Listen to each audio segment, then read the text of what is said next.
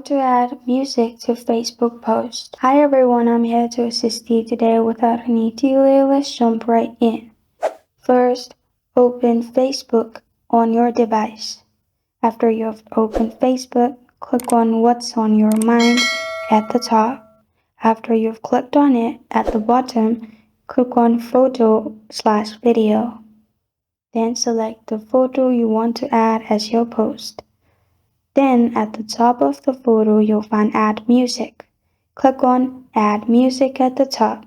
Then from here you will be able to select any music you want. You can also click on the search bar at the top and search for the music. After you find your music, click on it. Then you'll find which area you want to add. Swipe it right or left. Then press on Done at the top right corner of your screen. Then you can click on Post at the top right corner of your screen and post. It will be posted with music.